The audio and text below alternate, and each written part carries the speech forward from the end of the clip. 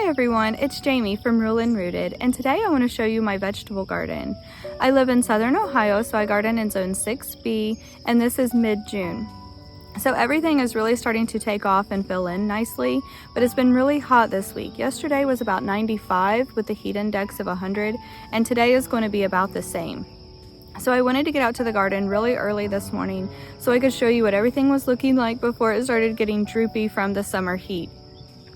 So let me show you what my garden is looking like in mid-June. So let's start on the outside of the garden with this trellis that we use to create an arch over the entrance gate of the garden. It is actually a cattle panel, and it's just attached to the two raised beds on either side. I planted some black-eyed Susan vine that is growing up the trellis. It is really starting to bloom, and it's really growing and vining all the way. It's almost reached the top of the trellis on either side. And I can't wait to see it when it is completely filled in and it's blooming and the whole thing is just covered in a canopy of black-eyed Susan vine. I think it is going to look really pretty, and it'll look like a magical entrance into the garden. At least that's what I'm hoping for.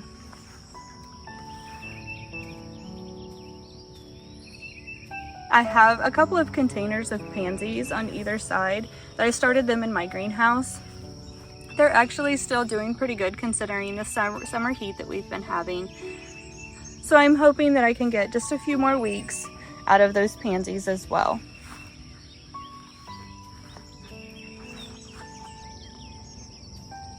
On each side of the gate, I have raised beds that I'm using for my strawberry boxes. I started these this year in my greenhouse from bare root. I believe they are the Quinault variety. And so this year they're working on growing their roots, and then next year they'll work on growing fruit.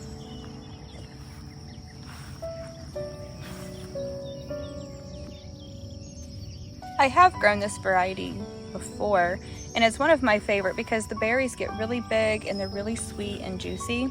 I've tried some other varieties and the berries just don't seem to get quite as big, and some of them taste maybe a little bit sour, but this is one of our favorite varieties, and so it's one that I continue to grow each year. So this year I had to start with a whole new crop of strawberry plants because we'd redone our garden this year. This is the first year for the beds on the outside of the garden. We had some beds on the inside of the garden, and we kind of redone the way everything was laid out this year.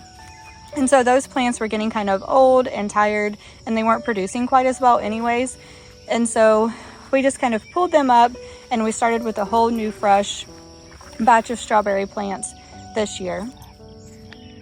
Strawberries usually produce their best in their first few years, and then after they're about 3, 4, 5 years old or so, they kind of really quit producing as many berries. So while I knew I wasn't going to get any berries this year, it gives me something to look forward to in the garden next year to enjoy some fresh strawberries again. So moving along to the rest of the garden, as you can see, we used hog panels to use as a fence around the perimeter of the garden. Unfortunately, it doesn't do anything to keep the deer and the rabbits out, but it does work to keep the dogs out of the garden. Our dogs love to dig in the fresh dirt, and in the meantime, they would destroy a whole lot of plants. So we have to use some sort of a fence in order to keep our dogs out of the garden. And we felt like the hog panels would work. They're nice and sturdy, and they look nice, and it was relatively inexpensive. It didn't cost that much to put some hog panels up around the garden. I always try to add some flowers to my garden to help the pollinators, and I also think that it looks nice. And some of my favorite to use in the garden are zinnias, dahlias, marigolds, and sunflowers. I started all of these in my greenhouse this year. As you can see, why I planted them for the pollinators. They absolutely love them.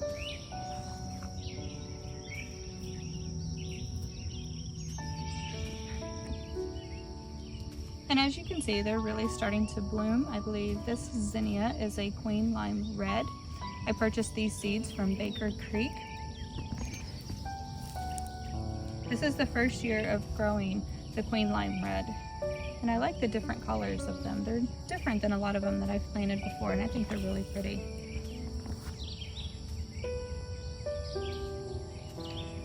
The dahlias are starting to put on some buds. And what makes it nice about having the dahlias on the outside of the hog panel fence is that a lot of times my dahlias need to be staked because their blooms are really big and sometimes they can get top heavy. And so they need a little bit of extra support. And so I can just tie them up on these hog panels and it'll give them a little extra support. And then I don't have to worry about having stakes all over my garden where my dahlias are to give them support.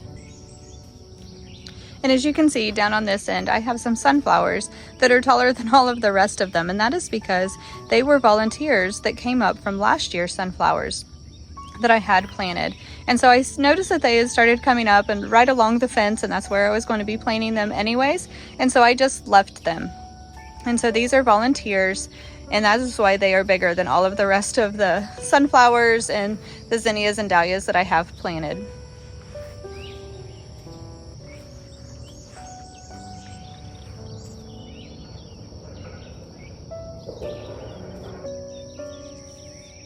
And now that I've showed you what's going on the outside of the garden, let me show you what's growing on the inside.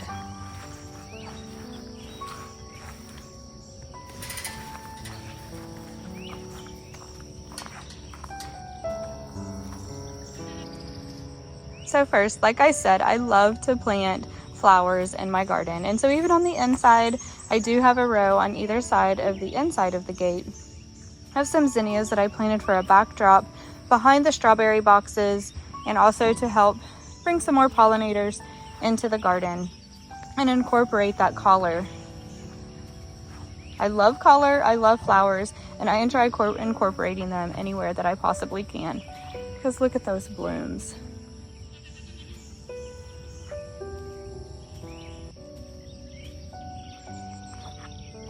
I do also have a couple rows of marigolds planted between my potatoes and my tomato plants, because the scent of marigolds is supposed to repel the pests that are attracted to the tomatoes and the potatoes. Well, I'm not sure I was really successful in my plan of that, because I have still had bugs in the garden. So I'm not, as you can see, there is a potato beetle larva who is feasting on my potato plants. So I'm not sure that my plan has quite worked, but maybe it's working more than I think, because maybe I would have more bugs if I didn't have the marigolds. But either way, even if it's not working to repel the insects like they're supposed to, it is pretty and it does add some more color to the garden. And now moving along to my potato plants, I have 2 rows and then I have a partial row here of my potato plants. They are starting to look like they're starting to yellow up a bit. So I'm hoping that here before too long I'll be able to harvest some nice potatoes. I'm not sure what's growing underneath of there, but I'm curious to find out. And like I mentioned earlier, the potato beetles, as you can see, they've been hit pretty hard with the potato beetles. Even though I have worked diligently this year trying to remove the Colorado potato beetles from my garden, it's just, I think it's almost impossible to get every single one and completely eliminate them. I don't use a lot of chemicals and spray. I have tried using some diatomaceous earth. It didn't stop them, and I've tried some organic sprays. It didn't slow them down. But I think the best thing to do is just, I keep this bucket of soapy water in the garden. I just leave it down here so that whenever I'm coming down, if I need to do a quick check, I can just walk through the garden. If I see any, I pick them off and I put them in the bucket. And I check for their eggs, the beetles, the larvae. And even though I have had quite a bit of damage this year, as you can see on them, it is still significantly better than last year. Last year I was not able to stay on top of them, and they just completely destroyed all of the leaves off of my potatoes. But this year I've done a lot better, even though I haven't been able to completely eliminate all of them, which I don't think you ever can. I still have been able to reduce a lot of the potato beetles from my garden. And I just keep this bucket handy, because whenever it's handy, if I'm down here and I see one, I can just grab it, remove it, and toss it in the bucket. So I am curious to see what kind of potatoes I have growing in my garden this year. I have another row of marigolds that I planted. I started them also from seed in my greenhouse. It's a little different variety than the other marigolds that I showed you, and they're not blooming yet, but they will be soon because they're starting to get some buds on them. Next to the marigolds, I have my tomatoes that I also started from seed in my greenhouse. On this side, I have two different paste variety tomatoes, the Roma and the San Marzano. And I will be using them for making some pasta sauce and some stuff like that. They're really good for making your sauces because they're not quite as juicy. They're more of a paste tomato. And as you can see here, they're not ripe yet. You can see down in here, all of those tomatoes, they're a little more like an oblong shape tomato. But they're used more for making, like I said, your salsas and stuff. They're a paste tomato. But they're growing really nicely. They're really green and they're really pretty this year. I also have three varieties on this side of the garden. I have an early girl, a big boy, and better boy. My grandpa always grew a huge garden every year, and these were some of the favorites that he grew.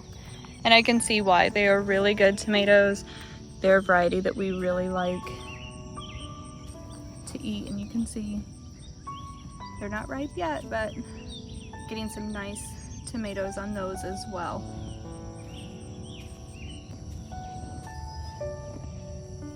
And on to the back side of the garden, we have 4 rows of corn. It is the variety called Incredible. It's one that we really like. We've tried some other varieties, and this one has been our favorite, and so this is what we plant every year. And as you can see, as the saying goes, our corn is not going to be knee-high by the 4th of July, but we planted it a little bit later this year intentionally because had we planted it when we planted the rest of our garden, it would have been ready during our county fair. And our daughter is in 4-H, and so the week of fair, we are always super busy with the horse shows and all of the activities going on with the 4-H kids. And so we did not want to add trying to harvest and put up corn all in the same week. That would just probably be impossible to do. So we held back planting it a couple of weeks so that would give us a little better window that we would be able to put it up at a time that was more convenient for us. So that's why our corn isn't quite as tall as probably what it should be in southern Ohio in the middle of June. But we wanted to plant it whenever we knew that we would be able to harvest it and get our full harvest out of it, because sometimes if you don't have time, if you plant it at the wrong and it's ready at the wrong time, like say maybe during vacation or you have something else going on, then a lot of times it can go to waste because you wasn't able to harvest it in time. But it is looking pretty good considering it not being very tall right now. And lastly is our green beans. We have 5 rows of green beans. It is the Blue Lake variety. And right after we planted it in the early spring, I think it was the next day after we got our seed in the ground, we got a completely torrential downpour. It was a gully washer, and it washed a lot of our seed out. And so we ended up replanting what didn't come up, and we still only got about half of the second round of seed that we sowed to come up. So I'm not really sure what's going on with our beans. We have quite a few bare patches in there, but that's okay. We still have quite a few beans that are coming up, and what is here is looking pretty good. So I'm still hopeful that we'll get a pretty good bean crop this year. Maybe not as many as what we've had in years past, but we'll still get quite a few off of what we have.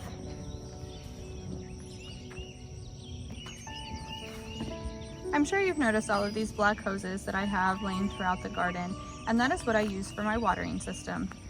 They are soaker hoses, and they work wonderfully to be able to give everything a nice, even, deep watering that the plants need. And that way I don't have to come out here with a garden hose and a nozzle and try to water everything as it needs it, because that would just take too long to do. So the soaker hoses is the best system that works for me because I can come out here, I can hook it up, I can turn it on, I can do a little bit of weeding while that one is running, and then I'll switch it to the next one and then go to the next, and I can do things in between while it's watering, and it makes it a lot more convenient and easy for me to be able to water the garden that way, and I don't have to stand out here with a garden hose and try to water everything. Typically in years past, I've never had to add the soaker hoses to my green beans and my corn because in southern Ohio, usually we get enough rain that I don't have to add an extra supplement of water to the green beans and the corn. But this year, because it's been so hot and dry, I have had to put the soaker hoses in and give them a little bit of extra water because it has been so hot and dry, and they need a little bit of water to help them to grow and to produce. Usually I just use the soaker hoses for my tomatoes and my potatoes, but this year I've brought them out for my green beans and my corn as well.